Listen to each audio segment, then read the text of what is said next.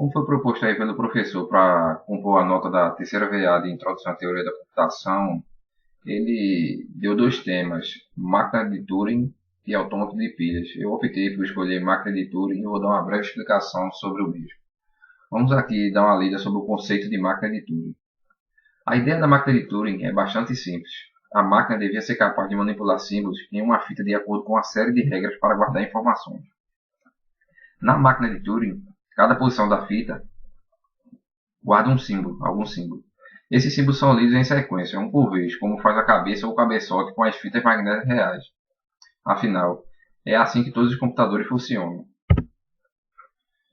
Não podemos falar de máquina de Turing sem antes citar seu criador, Alan Turing. Alan Turing era um matemático inglês que viveu entre as décadas de 1910 e 1950. Considerado o pai da computação, Turing foi um dos primeiros a pensar na possibilidade de uma máquina se tornar inteligente e criou um modelo teórico para um computador universal. Vale lembrar que naquela época ninguém fazia ideia do que era isso.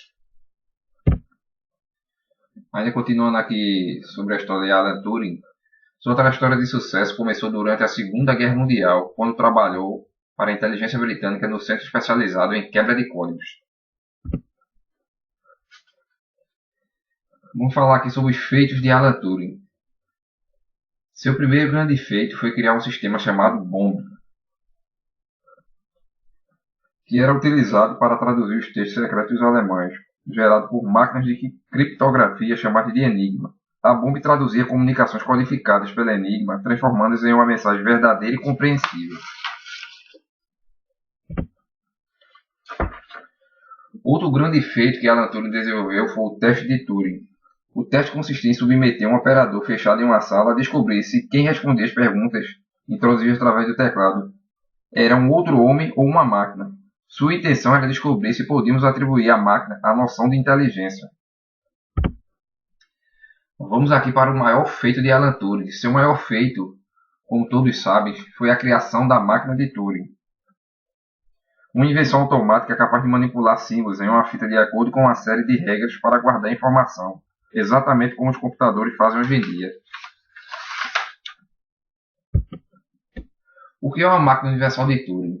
É uma máquina que pode, teoricamente, calcular qualquer número ou função de acordo com instruções apropriadas e tem como propósito decidir se um problema é computável, ou seja, se ele pode ser resolvido a partir de elementos de seu domínio de definição.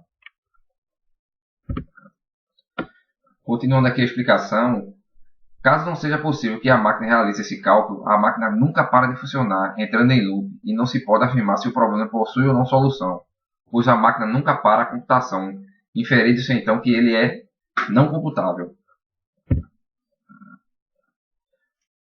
Para entender o funcionamento da máquina de Turing, o leitor deve considerar um dispositivo que pudesse ler e escrever símbolos em uma fita que está dividida em quadrados ou células. Uma cabeça de leitura, a gravação se moveria em qualquer direção ao longo da fita, um quadrado por vez, e uma unidade de controle poderia ser interpretar uma lista de instruções simples sobre a leitura e gravação de símbolos nos quadrados, podendo mover-se ou não para a direita ou esquerda. O quadrado que é lido em cada etapa é conhecido como quadrado ativo. A fita é potencialmente infinita.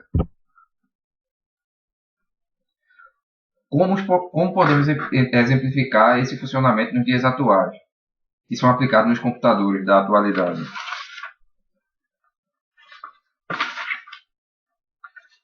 Nos dias de hoje, estes símbolos podem ser exemplificados por impulsos eletrônicos em um microcircuito e a fita como sendo uma série de endereços de memória em um chip. A ideia é sempre a mesma.